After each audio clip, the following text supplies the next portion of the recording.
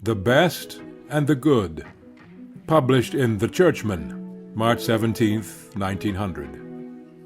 Among the people to whom we are all under a very real debt of obligation for the help they give to those seeking for a good government at Albany is Bishop Doane.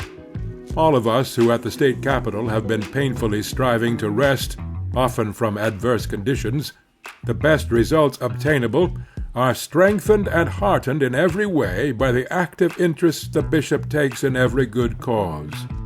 The keen intelligence with which he sees the instant need of things, and the sane and wholesome spirit, as remote from fanaticism as from cynicism, in which he approaches all public questions. Quite unconsciously, the bishop the other day gave an admirable summing up of his own attitude in quoting an extract from The Life of Archbishop Benson. In a letter which the Archbishop wrote to his Chancellor in regard to a bill regulating patronage in the Church of England, occurs the following passage. Quote, "The bill does not, of course, represent my ideal, but it is a careful collection of points which could be claimed, which it would be indecent to refuse, and which would make a considerable difference about our powers of dealing rightly with cases. Gain that platform, and it would be a footing for more ideal measures. I do not want the best to be any more the deadly enemy of the good. We climb through degrees of comparison." End quote.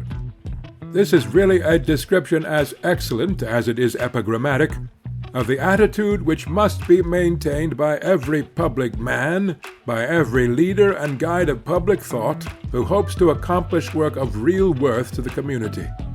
It is a melancholy fact that many of the worst laws put upon the statute books have been put there with the best of intentions by thoroughly well-meaning people. Mere desire to do right can no more by itself make a good statesman than it can make a good general. Of course, it is entirely unnecessary to say that nothing atones for the lack of this desire to do right. Exactly as the brilliant military ability of an Arnold merely makes his treason the more abhorrent, so our statesmanship cannot be put under the proper plane of purity and ability until the condemnation visited upon the traitor like Arnold is visited with no less severity upon the statesman who betrays the people by corruption. The one is as great an offense as the other. Military power is at an end when the honor of the soldier can no longer be trusted, and in the right sense of the word, civic greatness is at an end when civic righteousness is no longer its foundation. But of course, everyone knows that a soldier must be more than merely honorable before he is fit to do credit to the country, and just the same thing is true of a statesman. He must have high ideals, and the leader of public opinion in the pulpit, in the press, on the platform, or on the stump must preach high ideals. But the possession or preaching of these high ideals may not only be useless, but a source of positive harm, if unaccompanied by practical good sense, if they do not lead to the effort to get the best possible when the perfect best is not attainable. And in this life the perfect best rarely is attainable. Every leader of a great reform has to contend on the one hand with the open, avowed enemies of the reform, and on the other hand with its extreme advocates, who wish the impossible, and who join hands with their extreme opponents to defeat the rational friends of the reform. Of course, the typical instance of this kind of conduct was afforded by Wendell Phillips, when in 1864 he added his weight, slight though it was, to the copperhead opposition to the re-election of Abraham Lincoln. The alliance between Blifil and Black George is world-old. Blifil always acts in the name of morality. Often, of course, he is not moral at all. It is a great mistake to think that the extremist is a better man than the moderate. Usually the difference is not that he is morally stronger, but that he is intellectually weaker. He is not more virtuous, he is simply more foolish. This is notably true in our American life of many of those who are most pessimistic in denouncing the condition of our politics. Certainly there is infinite room for improvement. infinite need of fearless and trenchant criticism, but the improvement can only come through intelligent and straightforward effort. It is set back by those extremists who by their action always invite reaction, and above all by those worst enemies of our public honesty who by their incessant attacks upon good men give the utmost possible assistance to the bad. Offenders of this type need but a short shrift. Though extremists after a fashion, they are morally worse instead of better than the moderates.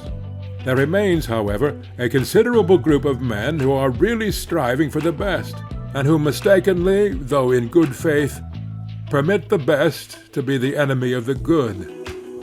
Under very rare conditions their attitude may be right, and because it is thus right once in 100 times, they are apt to be blind to the harm they do the other 99 times.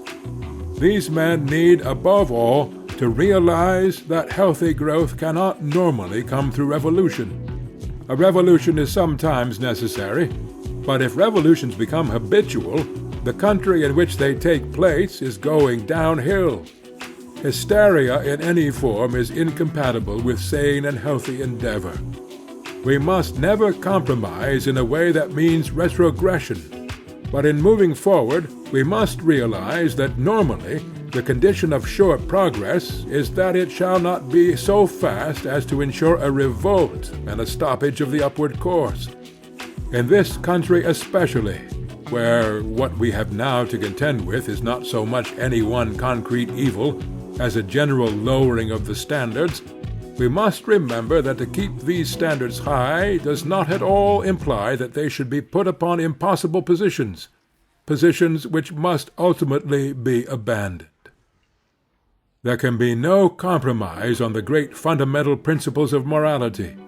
A public man who directly or indirectly breaks the 8th commandment is just as guilty as an editor or a speaker who breaks the 9th, and it matters little whether the fault be due to venality in the one case or to morbid vanity and mean envy in the other.